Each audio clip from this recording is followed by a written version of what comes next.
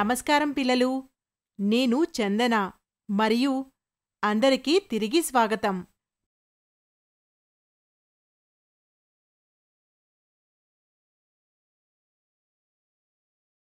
మా మునుపటి సెషన్లలో మీరు మొమెంటం,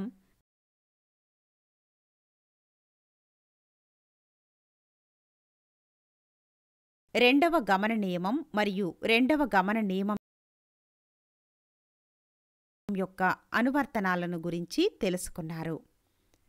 ఇప్పుడు గమనం యొక్క మూడవ నియమం మరియు ద్రవ్యవేగ నిత్యత్వంపై కొంత సమాచారాన్ని సేకరిద్దాం.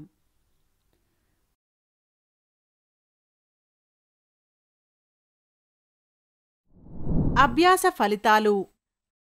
ఈ సెషన్ ముగింపులో మీరు దీని గురించి అర్థం చేసుకోగలరు. చలనం యొక్క మూడవ నియమం మొమెంటం పరిరక్షణ.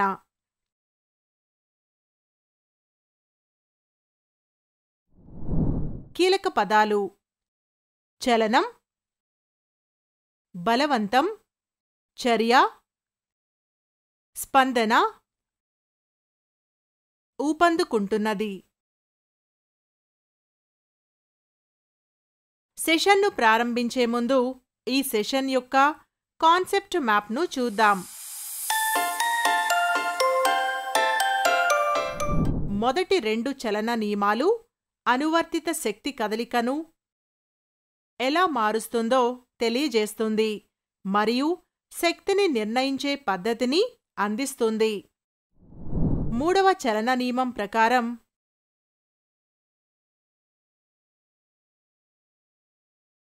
ఒక వస్తువు మరొక వస్తువుపై శక్తిని ప్రయోగించినప్పుడు రెండవ వస్తువు తక్షణమే మొదటి దానిపై తిరిగి శక్తిని ప్రయోగిస్తుంది. ఈ రెండు శక్తులు ఎల్లప్పుడూ పరిమాణంలో సమానంగా ఉంటాయి, కానీ దిశలో వ్యతిరేకం. రెండు ప్రత్యర్థి శక్తులను చర్య మరియు ప్రతిచర్య జంటలుగా పిలుస్తారు. ఈ శక్తులు వేర్వేరు వస్తువులపై పనిచేస్తాయి మరియు ఒకే వస్తువుపై ఎప్పుడూ ఉంటాయి. మీరు విశ్రాంతిగా నిలబడి రోడ్డుపై నడవాలని అనుకుంటున్నారని అనుకుందాం. మీరు మీ పాదాలతో బలవంతంగా ప్రయోగించండి మరియు క్రింది రహదారిని వెనుకకు నెట్టండి. మీరు ముందుకు వెళ్ళడానికి రహదారి మీ పాదాలపై సమానమైన మరియు వ్యతిరేక శక్తిని కలిగిస్తుంది. చర్య మరియు ప్రతిచర్య శక్తులు ఎల్లప్పుడూ పరిమాణంలో సమానంగా ఉన్నప్పటికీ ఈ శక్తులు సమాన పరిమాణాల త్వరణాలను ఉత్పత్తి చేయకపోవచ్చని గమనించడం ముఖ్యం. ఎందుకంటే ప్రతి శక్తి వేరే ద్రవ్యరాశితో వేరే వస్తువుపై పనిచేస్తుంది. తుపాకీని కాల్చినప్పుడు అది బుల్లెట్పై ముందుకు సాగుతుంది. బుల్లెట్ తుపాకీపై సమానమైన మరియు వ్యతిరేక శక్తిని చూపుతుంది. దీని ఫలితంగా తుపాకీ వెనక్కి తగ్గుతుంది.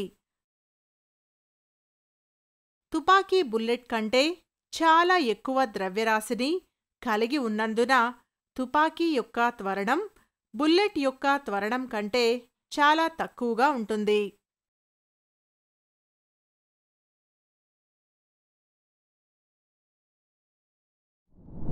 నావికుడు రోయింగ్ బోట్ నుండి దూకినప్పుడు కూడా మూడవ చలన నియమాన్ని ఉదహరించవచ్చు.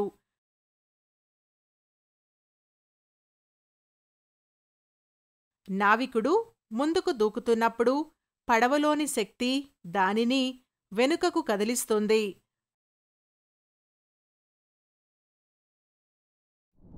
రెండు బంతులు ఏ మరియు బి, ఎంఏ మరియు ఎంబి ద్రవ్యరాశి వరుసగా యుఏ మరియు యుబి యొక్క విభిన్న వేగాల వద్ద సరళ రేఖ వెంట ఒకే దిశలో ప్రయాణిస్తున్నాయని అనుకుందాం మరియు వాటిపై ఎలాంటి ఇతర బాహ్య శక్తులు పనిచెయ్యవు. యుఏ గ్రేటర్ దాన్ యుబి మరియు రెండు బంతులు ఒకదానితో ఒకటి ఢీకొననివ్వండి. ఒక సమయం టీ వరకు ఉండే ఘర్షణ సమయంలో బంతి బి బంతిపై ఎఫ్ఏబి బలాన్ని కలిగిస్తుంది మరియు బి బంతి ఏ బంతిపై ఎఫ్బిఏ శక్తిని ప్రయోగిస్తుంది. విఏ మరియు విబి అనేవి వరుసగా ఢీకొన్న తరువాత ఏ మరియు బి అనే రెండు బంతుల వేగాలు అని అనుకుందాం. ఢీకొనడానికి ముందు మరియు తర్వాత బంతి ఏ యొక్క మొమెంటం వరుసగా ఎంఏ యుఏ మరియు ఎంఏ విఏ. ఘర్షణ సమయంలో దాని మొమెంటం ఎఫ్ఏబి మార్పు రేటు ఉంటుంది. MA VA minus UA by T. అదేవిధంగా తాకిడి సమయంలో బాల్ బి ఎఫ్బిఏ యొక్క మొమెంటం మార్పు రేటు ఉంటుంది. MA VB minus UB by T. మూడవ చలన నియమం ప్రకారం బాల్ బిపై బాల్ ఏ ప్రయోగించే శక్తి ఎఫ్ఏబి మరియు బాల్ ఏపై బాల్ బి ప్రయోగించే ఎఫ్బిఏ శక్తి సమానంగా మరియు పరస్పర విరుద్ధంగా ఉండాలి.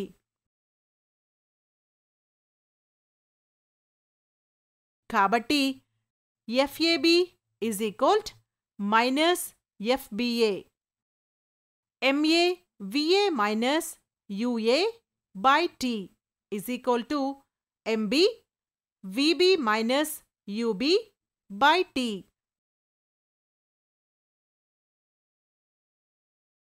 దీనిని పరిష్కరించిన తరువాత మనకు లభిస్తుంది MA UA MB UB MA VA MB VB. MA UA MB UB అనేది ఢీకొనడానికి ముందు ఏ మరియు బి అనే రెండు బంతుల మొత్తం మొమెంటం మరియు ఎంఏ విఏ ఎంబి విబి ఢీకొన్న తర్వాత వాటి మొత్తం మొమెంటం. మేము రెండు బంతుల మొత్తం మొమెంటం మారకుండా లేదా సంరక్షించబడిందని గమనించాము. ఇతర బాహ్య శక్తి వాటిపై పనిచేయదు.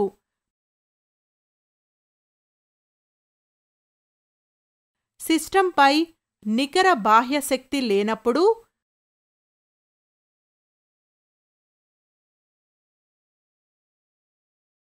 సిస్టం యొక్క మొమెంటం మారదు అని పేర్కొంది.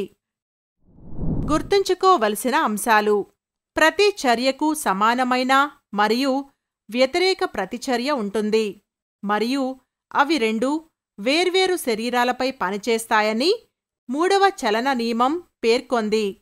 చర్య మరియు ప్రతిచర్య శక్తులు ఎల్లప్పుడూ పరిమాణంలో సమానంగా ఉంటాయి.